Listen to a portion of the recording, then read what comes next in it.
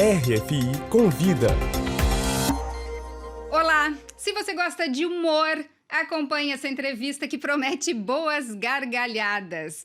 A gente tem o prazer de receber aqui no estúdio da RFI, em Paris, o Paul Cabana, um parisiense pra lá de brasileiro, né? Faz muito tempo que eu não faço alguma coisa tão bem produzida. Muito obrigada. Estou muito impressionado.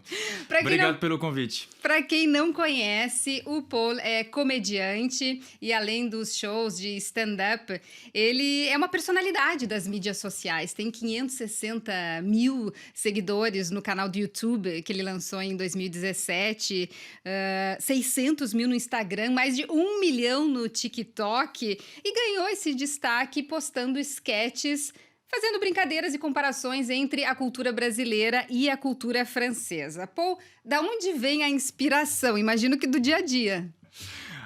Eu me senti importante, gostei da apresentação. Você falou os números, me senti uma pessoa bem-sucedida. Mas a inspiração, Maria Paula, ela vem do dia a dia, na verdade. Eu moro no Brasil há 7 anos. Eu me mudei para o Brasil com minha esposa em 2015. Ela é brasileira. E eu não comecei fazendo esses canais de YouTube, digo, as redes sociais, mas eu comecei um canal YouTube em 2017 e eu comecei com essas observações, eu comecei com essas cenas da vida diária brasileira. Por exemplo, vocês têm uma cultura que é maravilhosa. Eu não falo para te agradar, mas assim, vocês são maravilhosos. Você chega num café e tem coisas que acontecem só no Brasil. Você chega no café, por exemplo, no caso vai ser boteco ou padaria, e vocês têm esse jeito de chamar, por exemplo. E aí, capitão? E aí, chefe? E aí, coronel?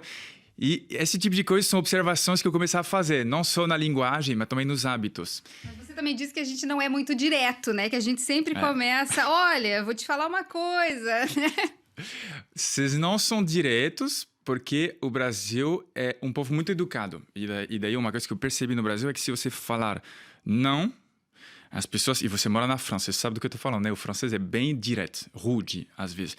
E no Brasil, se você for assim, as pessoas te veem como um cara arrogante. Então, você tem que aprender o jeito brasileiro. Alguém te convida na sua casa, vamos ver, qualquer coisa eu passo. É tudo assim, é um jeitinho elegante de falar as coisas.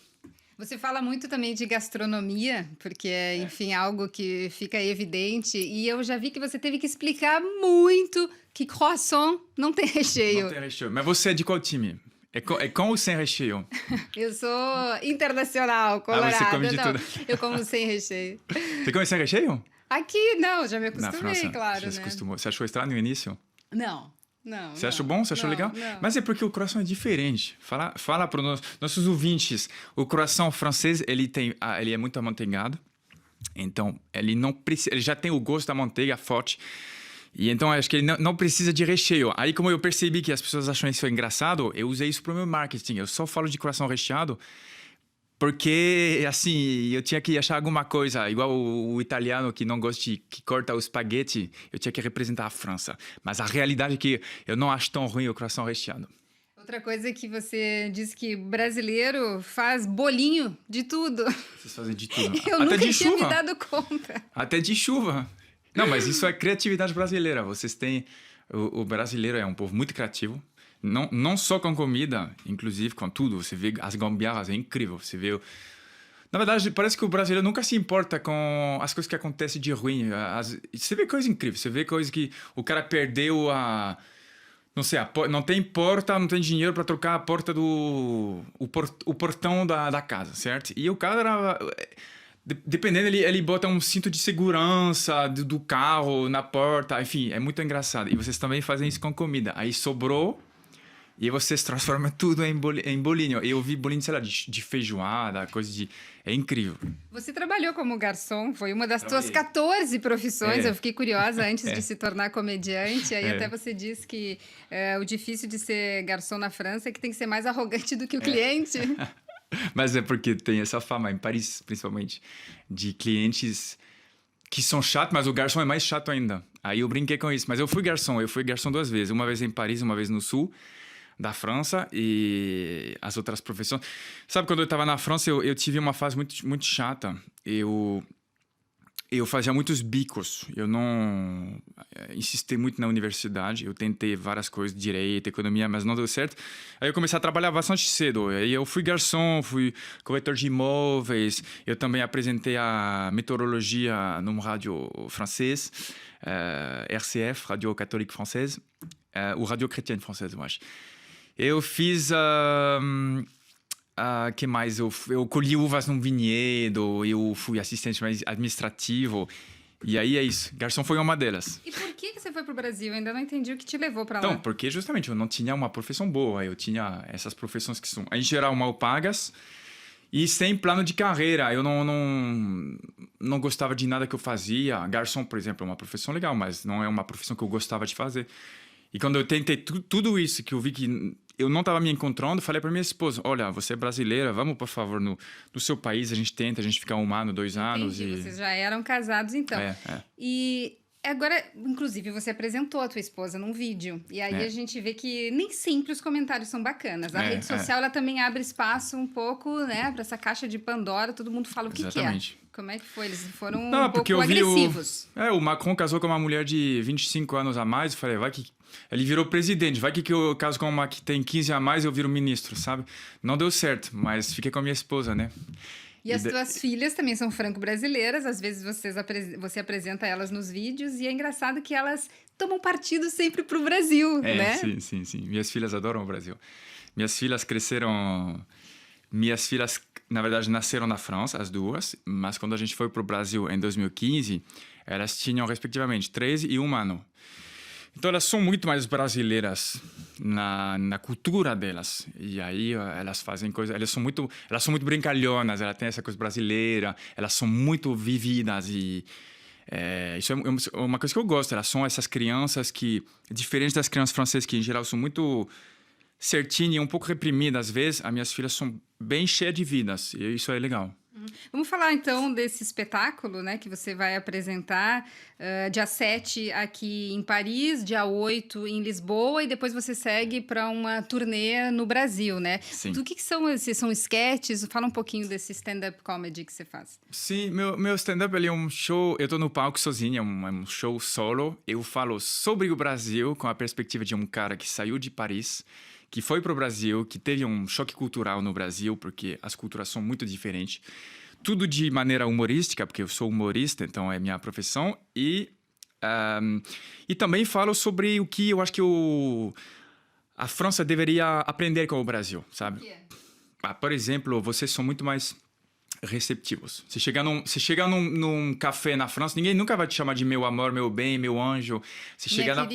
Minha querida. Você chega no Brasil, tem isso. Vocês têm um senso da relação humana que é extraordinário. E, inclusive, já que a gente está falando sobre criança, com crianças também. Vocês têm uma maneira tão carinhosa de falar com os seus filhos que nós não temos. E isso tem outras coisas. E aí, não vou dar o spoiler, mas eu também falo disso. As coisas que eu aprendi no Brasil, como o Brasil me tornou uma pessoa melhor.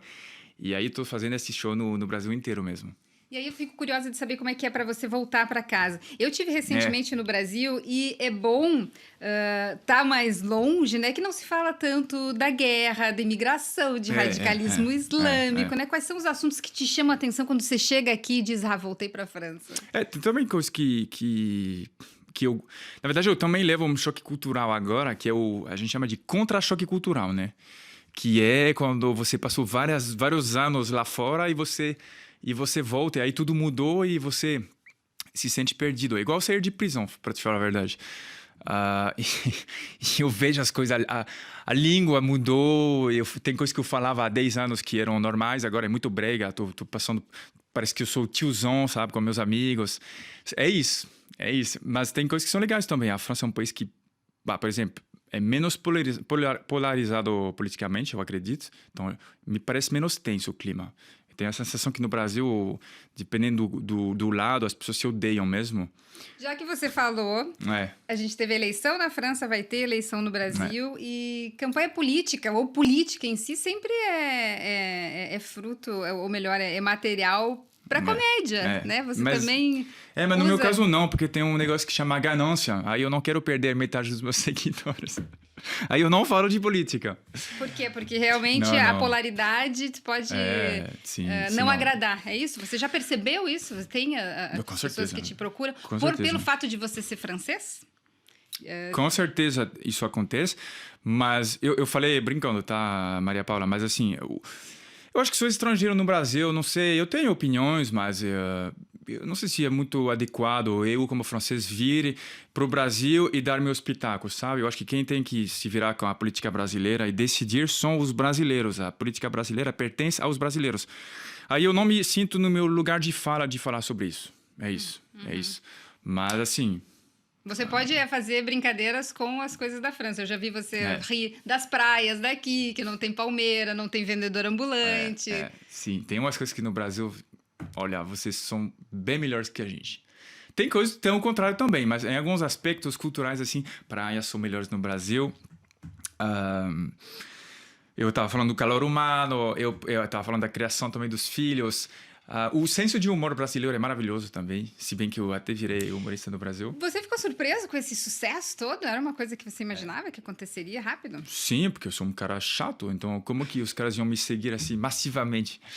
Mas isso foi um humor francês, você viu? É aquele famoso humor debochado assim e seco. E eles entendem no Brasil, você acha? Às vezes, mas assim, essa piada... Mas eu acho que sim, porque é engraçado, as pessoas falam, mas vocês têm um senso de humor francês e ninguém entende. Mas, na verdade, eu acho que você acompanha no Instagram, você me falou, e você falou que você deu risada. E você é brasileiro, mas você viu que o meu senso de humor é bem debochado. E funciona no Brasil, então, só que você tem que encontrar seu público, mas eu acho que funciona mesmo. E tem alguma coisa que tu morre de saudade daqui? Ah, sim, né? Queijo. Coração sem recheio, não, tô brincando. Queijo e pão em toda a refeição. Isso o brasileiro também não entende. Queijo e pão, sim. Eu como pão o tempo todo no Brasil. O pão francês, né? Ninguém entende... Porque eu como tanto pão, inclusive, mas é porque, você deve saber, né? A gente come uma quantidade de pão enorme. Não, é mais comida mesmo... Comida na França, esses doces, esses croissants, pão, chocolate, essas coisas assim, me fazem falta. Mas eu compro no Brasil, só que aí custa 70 não, mas assim, talvez R$20 um croissant, são valores muito altos. Bom, convido então o pessoal a dar uma mensagem. Então, eu tô convidando vocês. Cadê a câmera? Eu vou fazer uma coisa muito... Tá aqui. Eu convido vocês a assistir meu show Parisileiro. Em Paris está esgotado, mas eu volto no início do ano que vem. E em Lisboa tem espaço, no Brasil tem espaço, tem lugares para comprar, tem ingresso. Eu convido vocês a assistirem, a perceber minhas observações sobre seu país com bom humor e carinho. Muito carinho, muito amor ao país. Muito obrigada por ter vindo aqui até a RFI. Obrigada a você que nos acompanhou.